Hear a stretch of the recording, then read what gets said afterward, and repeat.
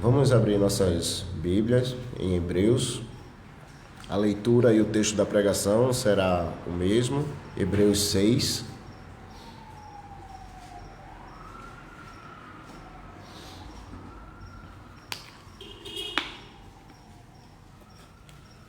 Hebreus capítulo 6.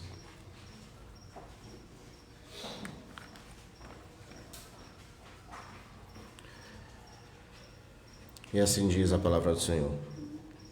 Por isso, pondo em parte os princípios elementares da doutrina de Cristo, deixemo-nos levar para o que é perfeito, não lançando de novo a base do arrependimento de obras mortas e da fé em Deus, o ensino de batismos e da imposição de mãos, da ressurreição dos mortos e do juízo eterno. Isso faremos, se Deus permitir. É impossível, pois, que aqueles que uma vez foram iluminados e provaram o dom celestial e se tornaram participantes do Espírito Santo e provaram a boa palavra de Deus e os poderes do mundo vindouro e caíram, sim, é impossível outra vez renová-las para arrependimento, visto que, de novo, estão crucificando para si mesmos o Filho de Deus e expondo-o à ignomínia. Porque a terra que absorve a chuva, que frequentemente cai sobre ela e produz erva útil para aqueles por quem é também cultivada, recebe bênção da parte de Deus. Mas, se produz espinhos e abrolhos, é rejeitada e perto está da maldição, e o seu fim é ser queimada. Quanto a vós outros, todavia, ó amados, estamos persuadidos das coisas que são melhores e pertencentes à salvação, ainda que falamos desta maneira, porque Deus não é injusto para ficar esquecido do vosso trabalho e do amor que evidenciastes para com o seu nome. Pois servistes e ainda servis aos santos. Desejamos, porém, continue cada um de vós mostrando até o fim a mesma diligência para a plena certeza da esperança, para que não vos torneis indolentes, mas imitadores daqueles que, pela fé e pela longanimidade, herdam as promessas. Pois, quando Deus fez a promessa a Abraão, visto que não tinha ninguém superior por quem jurar, jurou por si mesmo, dizendo: certamente te abençoarei e te multiplicarei. E assim, depois de esperar com paciência, obteve Abraão a promessa. Pois os homens juram pelo que lhe é superior, e o juramento, servindo de garantia para eles, é o fim de toda a contenda. Por isso, Deus, quando quis mostrar mais firmemente aos herdeiros da promessa a imutabilidade de seu propósito, se interpôs com o juramento, para que, mediante duas coisas imutáveis, nas quais é impossível que Deus minta, forte alento tenhamos nós, que já corremos para refúgio, a fim de lançar mão da esperança proposta, a qual temos por âncora da alma, segura e firme, e que penetra além do véu, onde Jesus, como precursor, entrou por nós, tendo se tornado sumo sacerdote para sempre, segundo a ordem de Melquisedeque. Vamos orar e pedir a bênção do Senhor sobre a pregação. Amado Deus, eterno Pai, Senhor, Tua palavra foi lida aqui, será pregada, que o Senhor fale com a Tua igreja, Senhor. Que nós possamos estar atentos à Tua voz e que cada palavra, ela preencha o nosso ser, nos dá entendimento para que nós possamos aplicar a Tua palavra em nossos corações. Fica conosco, tem misericórdia da Tua igreja, é no nome de Cristo que te oramos. Amém. Amada igreja do nosso Senhor Jesus Cristo, no início dessa mensagem sobre Hebreus 6, precisamos nos lembrar o que veio antes nesta carta. Nos primeiros capítulos de Hebreus, o autor está incentivando seus leitores a amadurecer, a seguir os passos de Cristo, ao aprender a obediência e ser como Ele. A avaliação do estado espiritual de seus leitores inclui palavras duras.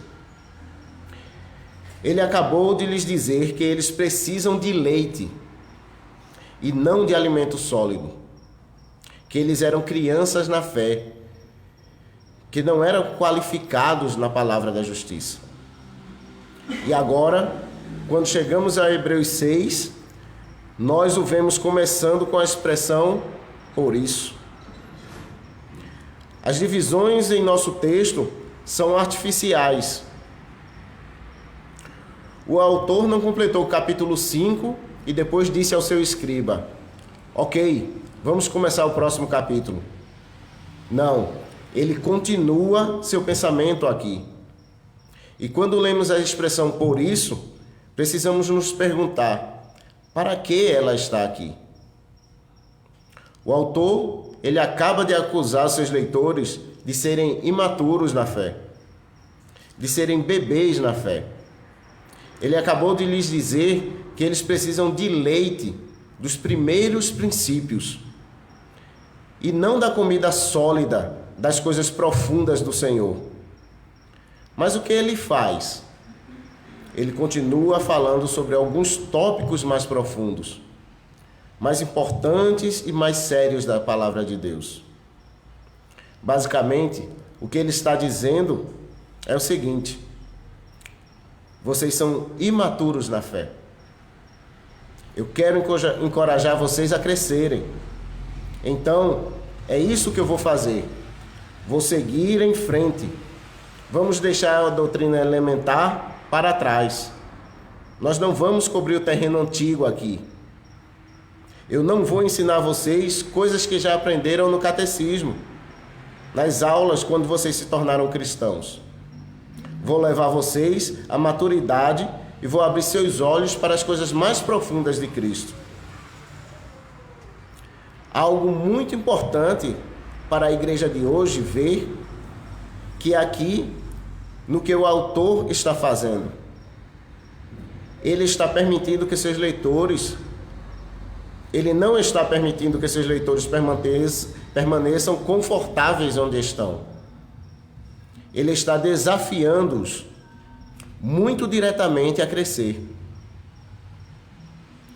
E o modelo como eles vão crescer não é permanecendo onde estão, não é permanecendo inábil na palavra de Deus, não é por ter seu professor continuando a abordá-los como se fossem bebês. Ele quer que eles amadureçam e então ele os pega e os arrasta para frente. Eles não precisam ter a base estabelecida novamente. A base já foi construída e eles não precisam reconstruí-la. O que eles precisam é simplesmente construir sobre aquela base. Então ele prossegue. Eles já aprenderam os rudimentos da fé, a mensagem de arrependimento e fé. Eles foram ensinados sobre o batismo e sendo purificado do pecado. Eles aprenderam sobre como o Espírito foi comunicado aos crentes através da imposição dos mãos. Eles foram ensinados sobre a ressurreição e o julgamento vindouro. Agora, eles têm que fazer o trabalho duro e aplicar tudo isso em suas vidas. Eles têm que seguir em frente. Porque se eles não estão avançando, se não estão crescendo, eles estão recuando. Eles estão fazendo um reverso em suas vidas. Eles estão encolhendo. Meus irmãos, não há pausa na vida cristã. Não existe um modo de manutenção na caminhada cristã. Tem que haver uma pressão contínua, uma batalha contínua para alcançar o objetivo da nossa fé, Porque se não houver, significa que estamos nos afastando dos caminhos e da nossa fé. Desculpa. O crescimento é imprescindível. E se esse crescimento em direção à maturidade não faz parte da sua caminhada cristã, você está se colocando em extremo perigo. Essa é a mensagem do autor nos versículos 4 a 8 de Hebreus 6. O autor usa vários meios para motivar seus leitores. Ele usa o exemplo positivo do Senhor Jesus Cristo. Ele encoraja os leitores a permanecerem fortes e firmes na fé. Ele enfatiza a necessidade de gratidão em resposta aos grandes dons que Deus deu ao seu povo. Essas são todas as técnicas motivacionais muito positivas, se pudermos pensar dessa forma. E o que realmente precisa nos motivar, como povo de Deus, é a gratidão e o encorajamento que vem de Cristo. Esse deve ser o nosso principal motivador. Mas o autor de Hebreus e, principalmente, o mais importante, o Espírito Santo, que o inspirou na mensagem, também não tem medo de usar o que poderíamos chamar de um tipo de motivação mais negativa. Ele usa a vergonha, essencialmente chamando os leitores de um grupo de bebês que precisam de leite e não de comida sólida. E ele também usa a ameaça de julgamento para levar os leitores de volta a Cristo. Mais adiante nesse livro, ele retomará ao mesmo tema, com um dos mais poderosos avisos em todas as Escrituras. Porque, se vivermos deliberadamente em pecado, depois de termos recebido o pleno conhecimento da verdade, já não resta sacrifício pelos pecados. Pelo contrário, certa expectação horrível de juízo e fogo vingador, prestes a consumir os adversários. Sem misericórdia, morre pelo depoimento de 2 ou 3 testemunhas quem tiver rejeitado a lei de Moisés. De quanto mais severo castigo julgais vós, será considerado digno aquele que calcou aos pés do Filho de Deus. E profanou o sangue da aliança com o qual foi santificado, e ultrajou o Espírito da graça.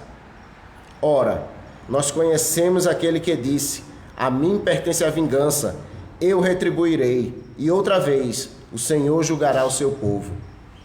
Horrível coisa é cair nas mãos do Deus vivo, conforme Hebreus 10, do 26 ao 31. Não há maior motivação, meus irmãos, para o serviço do que a gratidão ao seu libertador. Mas quando perdemos nosso foco, quando nos sentimos confortáveis onde estamos, quando nos esquecemos do que fomos salvos, quando somos tentados a abandonar nossa fé, ativamente ou passivamente por alguma coisa alternativa, precisamos ouvir esses avisos. Precisamos ouvir a mensagem que não é muito agradável. Precisamos ter a espada da palavra de Deus penetrando profundamente em nós para nos despertar. Se exige ação violenta, então a ação violenta é necessária. Porque enquanto a promessa de glória eterna para o povo de Deus, há também o lado negativo. Há igualmente certa ameaça de julgamento que virá sobre aqueles que rejeitam a Deus. E para aqueles que tiverem um gostinho da boa vida, para aqueles que tiveram a porta do reino aberta para eles, para aqueles que tiveram vislumbre da luz, da salvação e da bondade de Deus, e da glória e da majestade e do poder de Deus, para aqueles que receberam todos esses dons e então tomaram como garantidos e se tornaram blasé sobre eles, e finalmente os rejeitaram completamente. Para eles, a expectativa de julgamento é ainda mais assustadora. Essa passagem, ela não é sobre a segurança eterna. Ela não é sobre a perseverança dos santos. Esta não é uma visão de Deus dos eleitos e dos réprobos. Muitas vezes, essa passagem se torna ponto de debate ou controvérsia. Uma pessoa pode perder a salvação? Aqueles escolhidos por Deus podem cair? O autor está falando sobre os eleitos ou sobre essas pessoas essas pessoas nunca realmente possuíram verdadeira fé e salvação em primeiro lugar?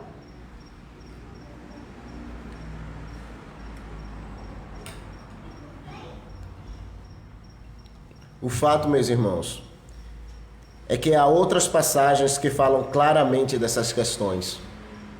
Se não tivéssemos outra passagem além de João 6, do 39 ao 40, que ensinasse a doutrina da segurança eterna do crente, essa passagem ela seria suficiente. Porque Jesus disse isto: e a vontade de quem me enviou é esta, que nenhum eu perca de todos os que me deu. Pelo contrário, eu ressuscitarei no último dia. De fato, a vontade de meu Pai é que todo homem que vir o Filho e nele crer tenha a vida eterna, e eu o ressuscitarei no último dia. O Filho não perderá nenhum daqueles que são dados a ele pelo Pai. Todo ser humano que realmente crê, todos a quem o Pai deu a verdadeira fé através do Espírito Santo, certamente perseverarão. Isso não pode ser negado. E essa passagem não pode ser usada para argumentar contra esse fato. Porque se olharmos para essa passagem como sendo um exercício de controvérsia teológica, se a única coisa que fazemos com essa passagem é trabalhar para encaixá-la em nosso sistema de doutrina, estamos perdendo o ponto. Porque o autor está falando conosco de uma perspectiva que nós podemos ver.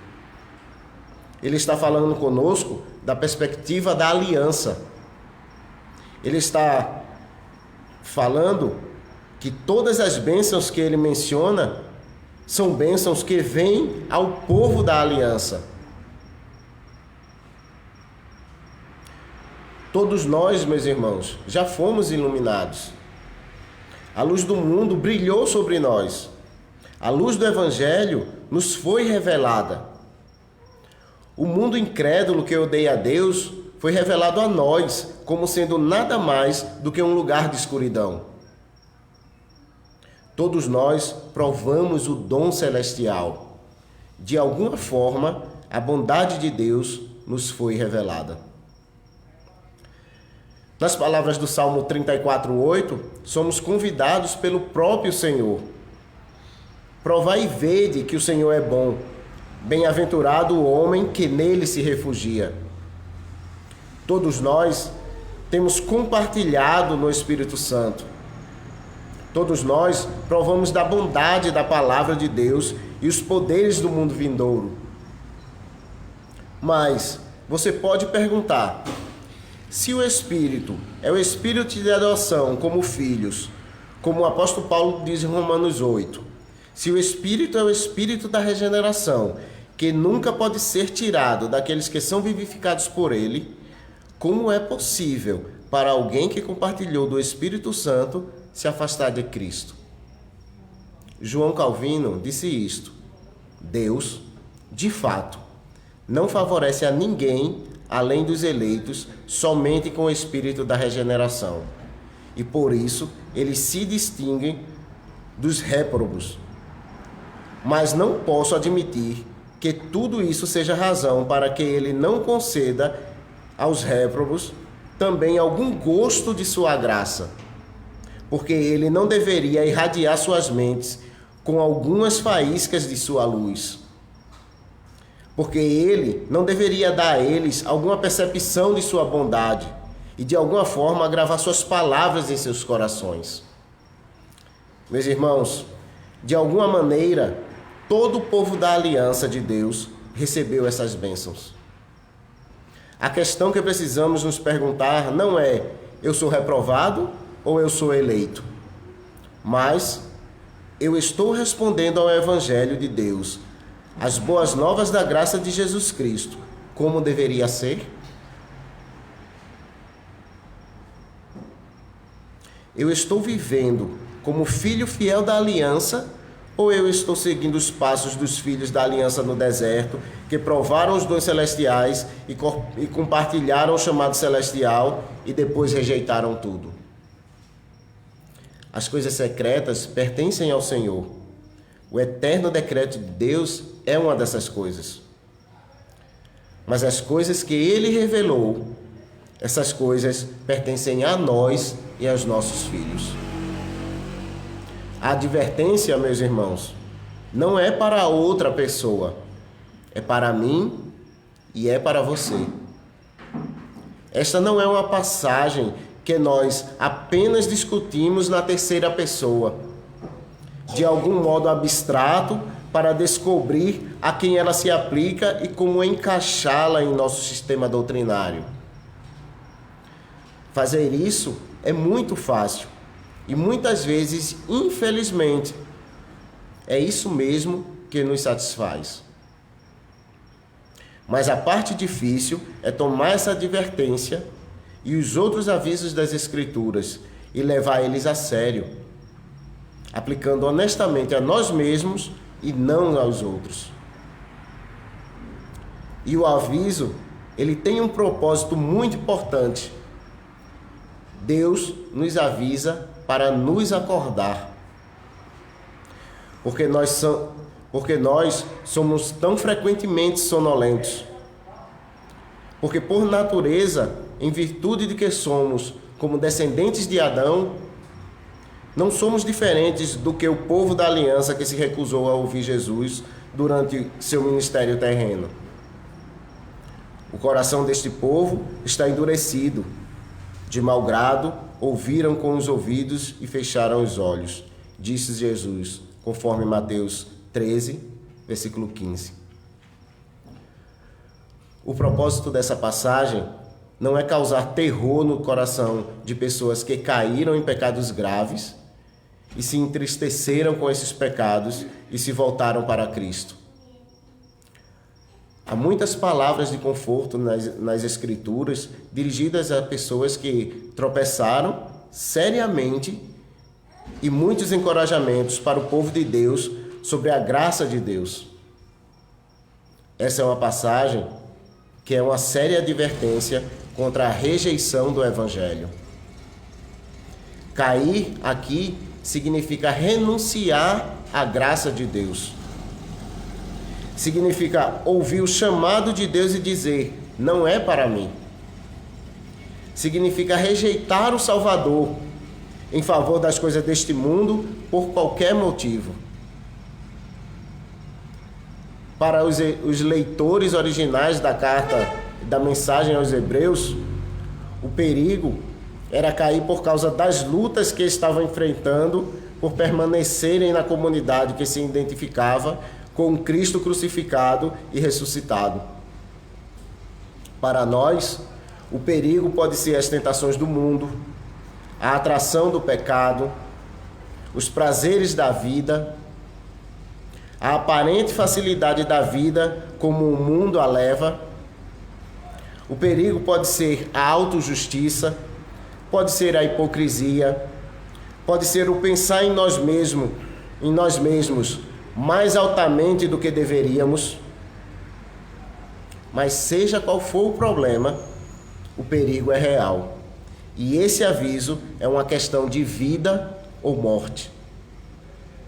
Meus irmãos, nosso Deus é muito gracioso.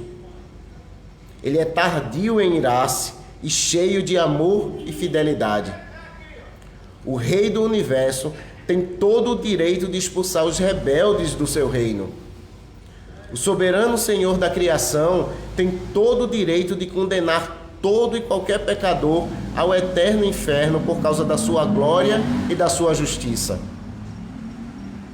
mas ele não faz. Ele fornece uma saída. Durante séculos, como o apóstolo Paulo escreveu em Romanos 10, ele estendeu a mão a um povo desobediente e contrário. Em sua graça, ele é incrivelmente paciente. Ele mostra essa paciência para conosco com todos os dias de vida que ele nos dá. Cada dia que ele nos dá para responder ao seu evangelho. E podemos, meus irmãos, ver esse aviso como mais um exemplo da graça que ele derrama sobre o seu povo. Quando você está dormindo numa casa que está em chamas, e as paredes estão desmoronando em torno de você em chuvas de faísca, e a fumaça está começando a sufocá-lo, a última coisa que você precisa é de alguém ficando na rua sussurrando: acorde, acorde. O que você precisa é de alguém que vá, corra para seu quarto, acorde-o e arraste-o para fora da sua cama com força. É exatamente isso que Deus está fazendo aqui. Ele está gritando para nós. Ele está nos sacudindo. Ele está dizendo: acorde, cuidado, fique alerta. Porque se não fizermos, não há segundas oportunidades. É impossível ser restaurado se você estiver caído. Cair longe de Cristo é o mesmo que submetê-lo à crucificação novamente. Significa desprezar o precioso Filho de Deus. É como receber um presente do seu pai e dizer a ele: eu não quero isto, jogando o presente na lixeira e depois cuspindo nele. Rejeitar as bênçãos da aliança, depois de ouvir as promessas de Deus repetidas vezes, significa desprezar e rejeitar o Rei do Universo. E como o Rei do Universo deve reagir quando estiver novamente sujeito à humilhação? Ele vai dizer: não se preocupe, tudo bem, você vai ficar bem. Não. E não deveríamos dizer isso também. Porque rejeitar a Cristo somente levará a ser rejeitado por Cristo. Rejeitar as boas novas da salvação, profanar o sangue da aliança pela qual fomos santificados, ofender o Espírito da graça, desprezar o Filho de Deus, nos levará a uma coisa, e uma só coisa: enfrentar a perfeitamente justa, absolutamente santa e completamente pura ira de Deus. Horrível coisa é cair na mão de Deus vivo. Meus irmãos, e este é um dos atributos de Deus que deve nos levar a louvá-lo ainda mais, porque a sua glória é acima de tudo. Sua glória não será ridicularizada. Sua justiça não será minimizada.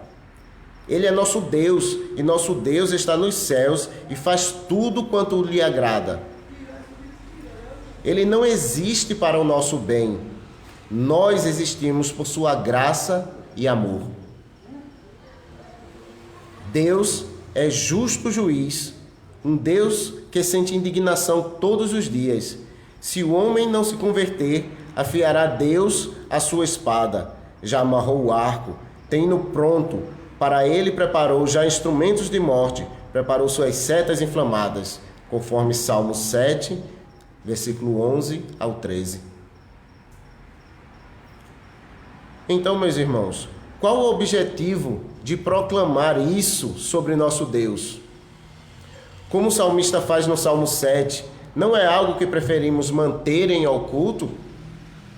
Não preferiríamos nos concentrar apenas em seu amor?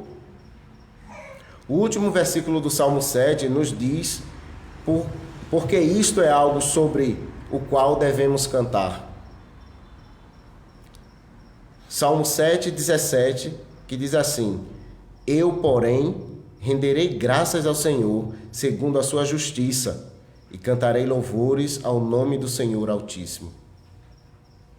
Meus irmãos, esta advertência de julgamento é uma mensagem de amor. Não tanto uma mensagem de amor por parte da pessoa que está apresentando esta mensagem, mas uma mensagem de amor do Senhor Altíssimo.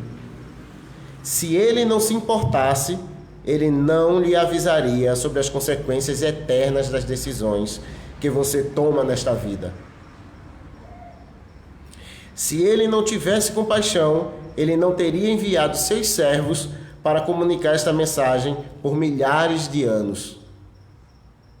Mas o fato é que ele nos deu este aviso para o nosso próprio bem. Sabe por quê? Como um pai se compadece de um filho, assim o Senhor se compadece dos que o temem, pois ele conhece a nossa estrutura e sabe que nós somos pó. Salmo 103, do 13 a 14. Amados irmãos, fomos iluminados, provamos o dom celestial, compartilhamos do Espírito Santo, provamos a bondade da palavra de Deus e os poderes do mundo vindouro. Então, devemos seguir em frente, em direção ao objetivo. Devemos permanecer firmes. Não devemos desistir ou ceder. Não devemos ser aqueles que recuam e enfrentam a destruição, mas aqueles que têm fé e perseveram em suas almas. Que cada um de nós mostre o mesmo fervor para ter a plena certeza de esperança até o fim, para que não sejamos indolentes, mas imitadores daquele que, pela fé e pela longanimidade, herdam essas promessas. Amém.